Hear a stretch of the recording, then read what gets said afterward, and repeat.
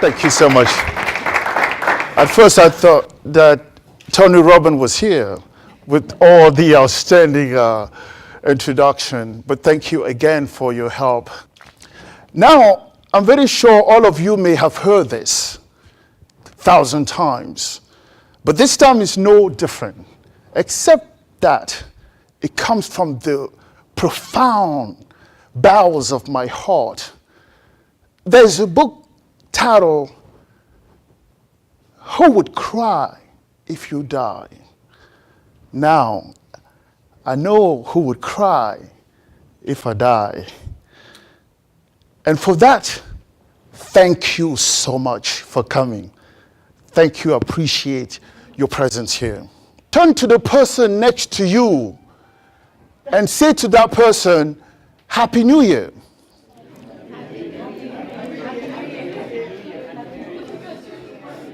All right. And then tell that person you have greatness within you.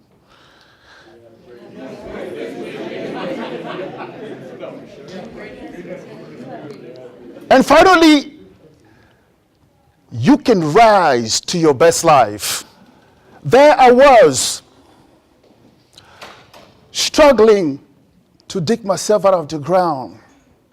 I cried for help, but there was no help. But I managed to remove myself from the earth like a zombie in horror movies. But now, when I stood among the living and looked back where I just came from, my heart skipped a beat as I realized how close I came to die.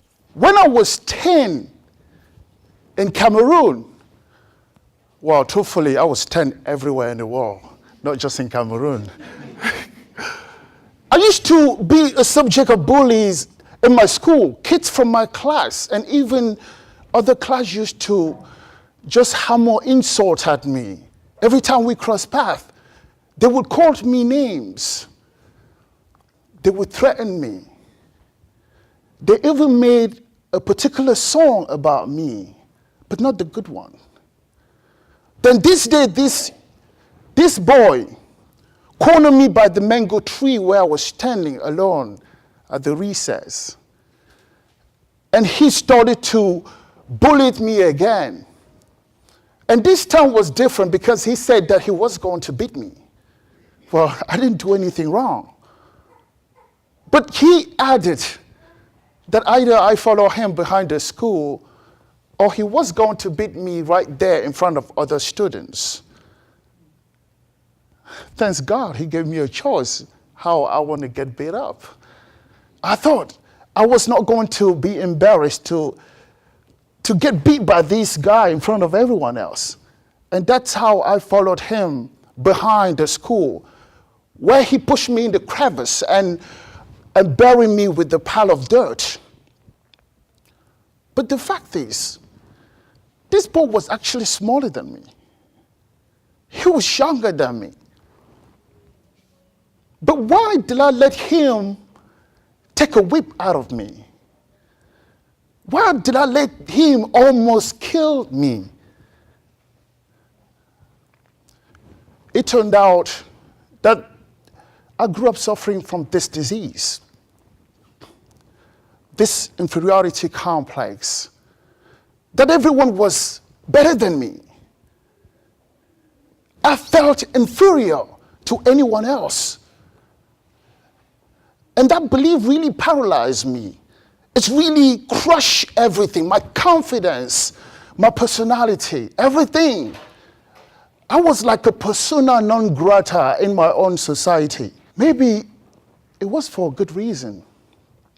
But how would you feel if you spend your school life borrowing supply from other students who would refuse, but when they give it to you, it would be under a condition? Then I used to find myself in people's home washing the dishes and cleaning the floors simply because I want to use the textbooks to do my homework. But how would you really feel if food has always been a rare commodity in your life? I remember being truly hungry. We often survive from palm and corn kernels. But that's how I felt. I felt inferior because I thought everyone was somewhat well off. And believe me, this mind disease was crushing, was paralyzing, that I was not even able to speak out. No, I could never speak in class. I never spoken in class, except the moment the teacher would actually ask me a question. But at that moment, when I stand up, when I speak, my voice would be barely audible to the boy even sitting next to me. That's how bad it was. I didn't have voice. Then I suffered from that disease for over decades till early adulthood. My confidence was at the lowest point. Everything had no personality. I was actually walking, hunching over because I didn't want to be seen by many. That's how hard it really was for me. But when there was opportunity for me to come to the United States, my family was able to put together the idea and the means that I come to the United States. And I was reluctant at first for the simple reason that if I was sort of a stranger in my own town, what would become of me to a place where people look different, where people speak a different language and even act differently? I knew I was not going to survive. But then I have to come. I remember the actual day that I was coming. My entire family, even neighbors, was at the airport to accompany me. But simply, I was their hope. I was their bridge, their transitional person. And I'm glad I came. Because the first place that I landed was, among all places, was the buffet, where you can eat until you drop. And for the first time in forever, I seen so much food in one place. And I didn't waste time to exercise that privilege. But the jubilation of food was short-lived for me because I had to face challenges of integration, challenges of paradigm shift and language barrier that many immigrants had to go through, especially if you don't speak a language, English, as your first language. So I had to go through that process. And it was hard for me. It was already hard before I got here. Then it got even harder when I was here because I have to go through the process of learning as a new baby, the different steps. I remember how I used to be so mocked at by coworkers, the way that I spoke, because they couldn't understand me. In fact, they used to even imitate me with some of the animalistic sound. It was crushing, really. And one particular instant that mocked me forever was when I first came and I was working at the McDonald's. And then there was a situation that was really simple. But it was complicated because I couldn't use words that are simple and clear to really defend and express myself. I ended up by losing my job because I couldn't speak. I couldn't defend myself. That was the rock bottom for me. I was really low. My personality was completely crushed and low. And from that point was born a desire to want to improve. I say no, I was not going to have a situation in which I lacked words that can express really my feeling. And that's how at the same time, I realized the libraries were free in this country. That was amazing. Where I was able to do all what was required to obtain a library card, I checked out a pile of books like this, but only to return them 3 weeks later without even finishing the first chapter of the first book. Simply, I couldn't read. But I still have that desire to learn. Then I checked another pile. Then over the time, I would pick up few things here and there in the books, start learning few things as I go. Little by little, I couldn't distinguish what's fiction and what's non-fiction at the time. I just picked whatever book was available at that very moment. But over the time, I started learning things that were sort of changing, start rising, waking the genius from within. I started learning stories of people who have gone from nothing to accomplish tremendous things in their lives. But those stories really started to inspire me. It started to really make me believe that maybe it's possible that I cannot remain the way I was. And one particular story was the story of Abraham Lincoln, who was born really out of poverty, suffer a breakdown, have an unfortunate event of his mother dying, lost 8 elections, and went on to become one of the greatest presidents this country has ever seen. That was so inspiring. See, I started to believe that maybe it was possible for me. Now, you have to understand that this is true in all human belief system. We only believe when we know that somebody has done something. We only believe possible for us when we know our friend has done it. An example being, before May 6, 1954, it has never been possible, because it was tried again and again with failure, that a human cannot possibly run a mile in 4 minutes. It was impossible. It has never been done before that moment. Then came the guy called Roger Bannister, who actually broke the barrier of a 4-minute mile. So guess what happened from that moment until this day? 20,000 people, including high school students, have accomplished and broken the barrier of a 4-minute mile. So, but when you look at this figure, what changed here? Nothing changed. But every time somebody steps behind the line, they believe that somebody has done it. Therefore, they can do it too. It requires just a shift in the mind for you to stop believing something completely different. And that what makes the difference between winning and losing. Just that shift in the mind. Believe that it's possible. So if this person has done it, how is it that you cannot possibly do it? So that's how I start to believe. Then my vision of the world started to expand. My philosophy even changed. I didn't believe in limiting belief that if you were born poor, you are destined to finish poor. No, that philosophy was gone forever. Now, at the same time, my vocabulary improved.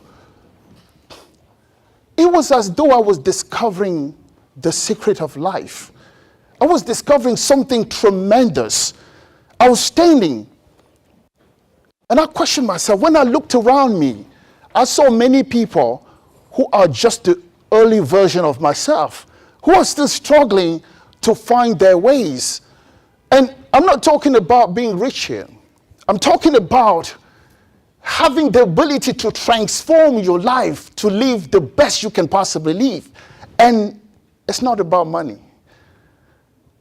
Because in the end, what we're pursuing in life, it's happiness and fulfillment. Those are the two things we pursue in life. So money is just the means that would get us to the place that we feel happy and fulfilled. Just the means. So I became a transformed person. And I thought, there are people who really struggling to find that idea, that need to help themselves. And that's how I began. That's how I began to really help other people, even non-professionally, just instantaneously, just with a smile that can change somebody's mood for one day. And I began to do that. That's how I started to establish my coaching career and then a speaking career as well. That I want to reach many people. I want to be able to share what I've discovered, because my life was such that I was the bottom, at the rock bottom.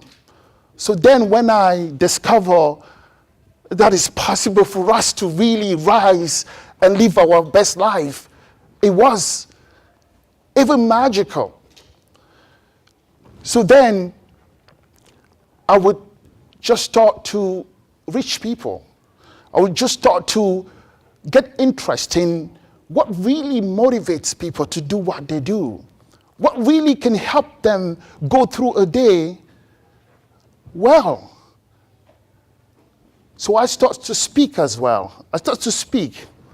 And along the way, I realized that in order to reach even the mass extent of people that I cannot talk physically and then one-on-one or maybe on the group level, I can come up with something like a writing material that I can actually give the possibility for anyone who may be in New York City or out of the country. They have possibility to reach what I have discovered. They have possibility to know that it's possible for them. And that's why Rise to Your Best Life was actually born. Now, what's inside Rise to Your Best Life? It's simply some of the ways that I have found for myself to really be here. And if you have known me before, you would know that something might have changed in my life. I could not be standing right here speaking to people that I'm not even so close to or familiar to. Yet my own town in Cameroon, I was not able to really express myself, even in classrooms. So you must have realized that something might have happened along the way for me to be able to just stand here and be able to even go to any place without any butterflies, as we often call it, to talk in front of people. So some of the ways that are listed in this Rise to Your Best Life are the ways that I've come to discover. Of course, there are many ways, and people are individually different. So one might work for me, may not work for you. It may not work for somebody else. But we can do our own due diligence and throw the things on the wall to see what sticks and what not. So that's why I figured it was best to really come up with the writing.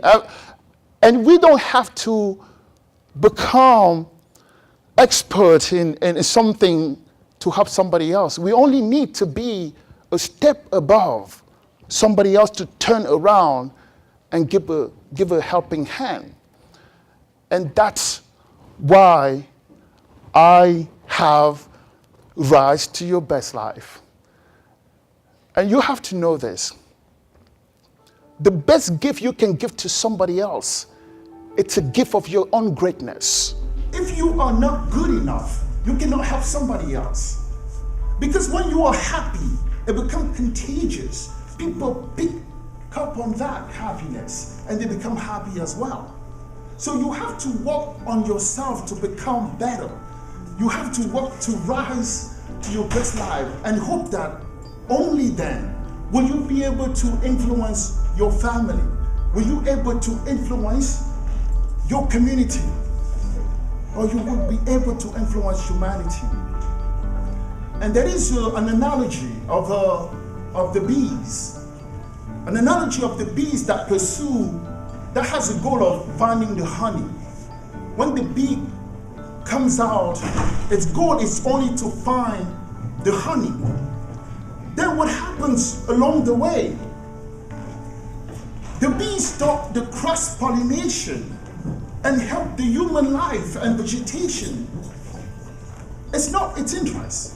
So this analogy says, if you want to become better, you gotta take care of yourself first. To become better, then you will not be the only one who benefits from that greatness. You will not be the only one who can benefit from that outstanding life. Other people will pick up on that, and really, it will help them as well. My daily life is more simply with choosing to be happy. It comes to the simple choice of being happy. Because your next neighbor will not give you your happiness. Your boss will not give you your happiness. The government will not give you your happiness. So it depends on how you set the sail. You have to understand this. The same wind that blows on us all. Now it depends on how you set your own sail to go either north or to go either south. So our happiness, it's in our own hands. We can choose today to be happy. And it comes down to that simple choice of saying, I'm going to be happy no matter what. I'm going to be happy. I want to live my best life ever, starting today. And that's exactly why I want to share this message, not just in talking, but also in the form of writing, so that people, not just you who are here at my audience, but those who are far away can benefit from this experience of mine. And with this, ladies and gentlemen, I want to leave you with this quote. And this quote is from one of the famous writers, Irish, George Bernard Shaw. He says, my life is no candle. It's no brief candle. It is the sort of splendid torch that I got hold of for a moment. And I want to burn it as bright as possible before handing it to the future generation. On this, ladies and gentlemen, thank you again for coming. And at this point, if you have any question or comment, please, I would like to take them.